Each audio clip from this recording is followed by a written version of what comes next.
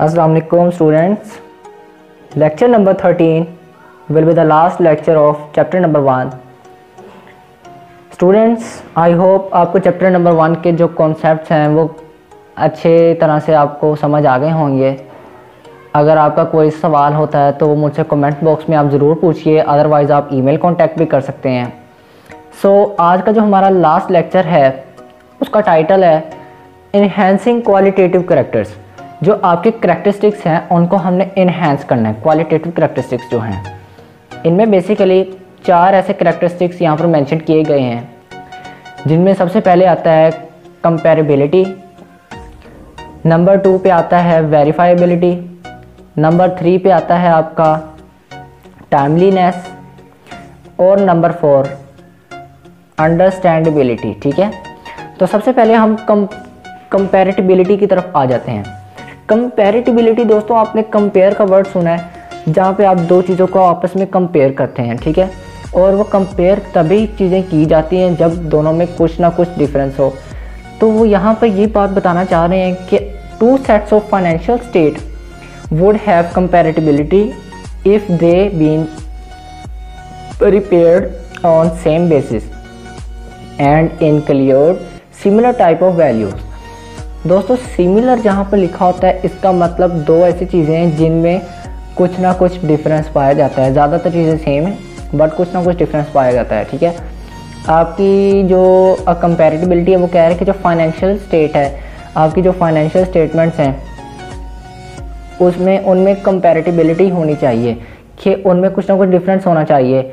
आपने जो मार्केटिंग की रिपोर्ट तैयार की है, अकाउंटेंसी की रिपोर्ट तैयार की है, आपने भले उनमें जो प्रोसीजर है, जो फार्मूला यूज़ किया है वो सेम किया, बट वो कंपेरेबल होने चाहिए दोनों। ठीक है, तो ये तो था आपका कंपैरेटिबिलिटी का। सेकेंडली हमारे पास है वेरीफाइबिलिटी। दोस्तों, वेरीफाइबिलिटी कहते हैं कि आपने जो चीज़ तैयार की है वो आपने उसको सारा चेक करना है। जैसा कि एक वाउचर है, जैसे आपके स्कूल वाउचर आते हैं, यूनिवर्सिटी के फ़ी वाउचर आते हैं। ठीक है, आपका किसी भी तरह का वाउचर हो सकता है। आपने नीचे लिखा देखा होगा prepared by mister A, mister B, mister जो भी वहाँ पे नेम होगा, और उसके बिल्कुल ऑपोजिट साइड पे बराबरी पे ही उन्होंने लिखा होगा चेक्ड बाय फलाबन। ठीक है, या फिर अप्रूव्ड बाय दिस या वेरीफाइड बाय दिस। ठीक है, तो वेरीफाई का मतलब ये है कि बनाकर कोई और देता है, उसके सारे रूल्स फॉलो किए जा रहे हैं कि नहीं किए जा रहे, उसको चेक करने के बाद जो बंदा साइन करता है वो क्या करता है, उसको वेरीफाई करता है। ठीक है, तो यहाँ पर मैं आपको यहाँ पे स्टेटमेंट बताता हूँ। Measurement is made by one measurer will be confirmed by another, कि किसी एक बंदे ने मेजरमेंट की है। मेजरमेंट करने का मतलब ये नहीं कि उसने अब यहाँ से ऐसे लेंथ उसने मेजर की है। इट मीन्स कि जो इन्फॉर्मेशन प्रोवाइड की है, जो प्रिपेयर की गई है, आपके जो अकाउंट है, कोई मैट्रिक्स है, कोई रिपोर्ट है, कोई समरी है, कुछ भी है जो प्रिपेयर किया गया है वो किसी एक बंदे ने प्रिपेयर किया है, उसके काम को चेक किसी और ने किया है। चेक करने के बाद अगर वो दूसरा बंदा सेटिस्फाई है कि हाँ जी मिस्टर ए ने सारे रूल्स को फॉलो किया है और इन रूल्स को फॉलो करते हुए ही प्रिपेयर्ड दिस स्टेटमेंट, अब आपने देखा कि जनाब वो सेटिस्फाइबल है तो आपने साइन कर दिया कि जनाब ये वेरीफाइड है। तो आपकी जो होती है वेरीफाइबिलिटी होती है, ये आपकी क्वालिटेटिव एक करेक्टर है। इसकी 2 टाइप्स होती हैं, डायरेक्ट होती है और इनडायरेक्ट होती हैं। ये बहुत ज़्यादा डिटेल में चले जाएगा, आपका कोर्स यहीं तक है, तो आपको बस इतना पता होना चाहिए कि वेरीफाइबिलिटी क्या होती है और इसकी टाइप्स डायरेक्ट है और इनडायरेक्ट है, 2 टाइप्स हैं। दूसरी है तीसरे नंबर पे आपका जो करेक्टर आता है टाइमलीनेस। दोस्तों, टाइमलीनेस होता है कि इट इज़ नेसेसरी कि आपने जो रिपोर्ट देनी है किसी यूज़र को या किसी अपने स्टेक होल्डर को, वो टाइमलीनेस टाइम बेस्ड होनी चाहिए। जब उसकी जिस टाइम पे उसकी ज़रूरत हो उस टाइम उसके पास वो मटेरियल मौजूद हो। ठीक है, ऐसा नहीं है कि आपने वो जो डेट उन्होंने मेंशन किया आप 2-3 दिन बाद जाकर उनको दे रहे हैं रिपोर्ट वगैरह, ऐसा नहीं है। आपने जो एक पल की कमिटमेंट की जाती है, फ़लाँ डेट तक हमें इंफॉर्मेशन प्रोवाइड कर देते हैं, उस डेट के अंदर अंदर आपने प्रोवाइड करनी है। ठीक है, तो वो आपका टाइमलीनेस का करेक्टर होगा। It is necessary to balance the relative merits of timely reporting and provisions of reliable information। ठीक है, कि जो भी आपकी रिलायबल इंफॉर्मेशन है, आपकी जो भी आपने प्रोवाइड करनी है जो किसी थर्ड पार्टी को, तो वो आपकी टाइम बेस्ड होनी चाहिए। ठीक है, लास्ट में हमारा है अंडरस्टैंडेबिलिटी। दोस्तों बहुत सारे अकाउंटेंट्स ऐसे होते हैं जो इंफॉर्मेशन तो पूरी प्रोवाइड करते हैं बट वो इस तरह से अरेंज की होती है कि कुछ समझ नहीं आ रहा होता, कख नहीं पता होता, इधर की जो बात है वो इधर की होती है, बताई उन्होंने सारी होती है, रिपोर्ट सारा कुछ किया है बट एक अरेंजमेंट होती है। ठीक है, जैसा कि जो एक्सपेंस है उसका कॉलम डिफरेंट होना चाहिए, आपकी इनकम का डिफरेंट होना चाहिए, आपके जो पे एबल्स हैं उनका डिफरेंट होना चाहिए। अगर वो आपको ये सारा कुछ एक पैराग्राफ में बता दे, ठीक है, तो ये क्या होता है, आपका ये नॉन अंडरस्टैंडेबल है।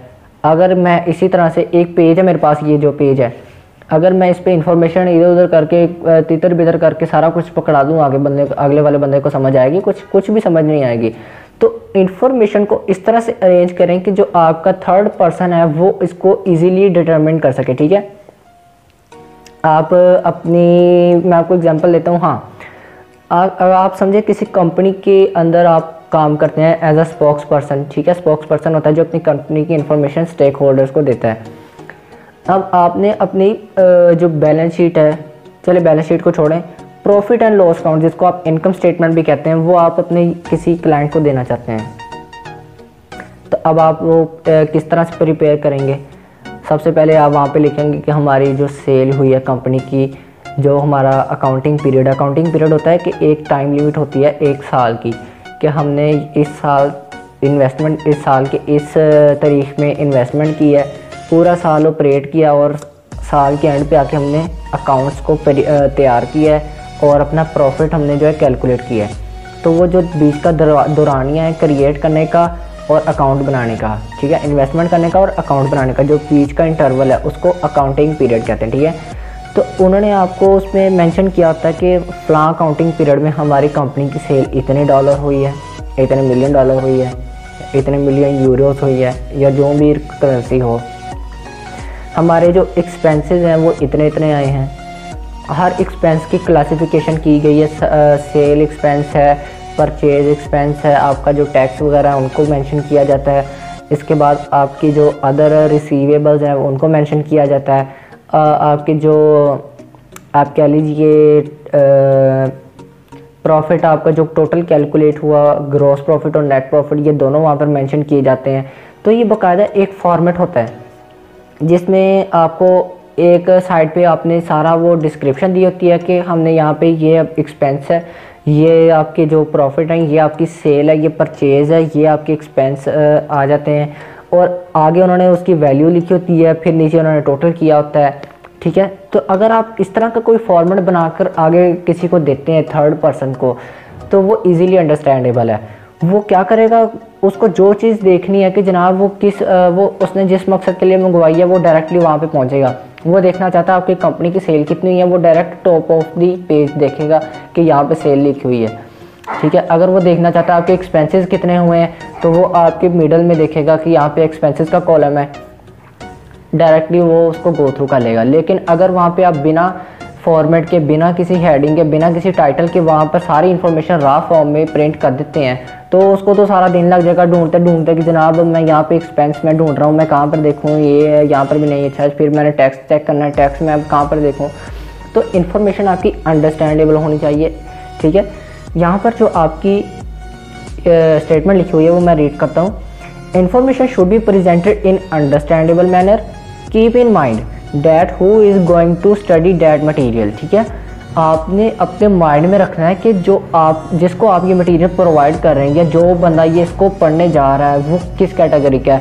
वो आपकी पब्लिक है, पब्लिक है तो आप बहुत ज़्यादा डिटेल्स उनको देंगे। अगर कोई मार्केटिंग सेगमेंट का बंदा पढ़ना चाह रहा है तो आप उसको मार्केटिंग की डिटेल्स देंगे, अकाउंटेंसी वाले को अकाउंटेंसी की डिटेल्स देंगे। जैसे ये सिमिलर वही बात है जैसे हमने वो रेलिवेंस का करैक्टर पढ़ा था। ठीक है, रेलिवेंट बंदे को आपने इन्फॉर्मेशन देनी है, अपनी फाइनेंशियल इन्फॉर्मेशन। तो इसमें भी यही है कि आपने अपने माइंड में रखना है इन्फॉर्मेशन देते हुए कि जिस पर्सन को आप इन्फॉर्मेशन दे रहे हैं वो कौन है, वो किस कैटेगरी का, वो किस क्लास का है, तो तभी आप उसको उससे रिलेटेड इन्फॉर्मेशन देंगे। ठीक है, तो दोस्तों आज का हमारा जो चैप्टर नंबर 1 है वो कंप्लीट हो चुका है। मैं फिर से कह रहा हूँ, क्वेश्चनिंग किया करें, ज़्यादा किया करें, बार बार किया करें, और मैं आपको उसका रिस्पॉन्ड जल्द से जल्द देने की कोशिश करूँगा। अगर आपको किसी चीज़ की समझ ना आए, आप मुझसे इंटरपर्सनली ईमेल पे भी कांटेक्ट कर सकते हैं।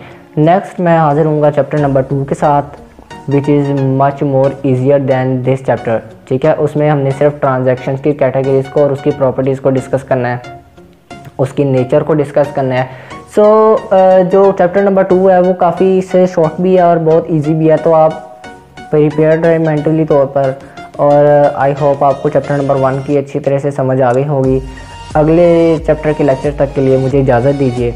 अल्लाह हाफिज़।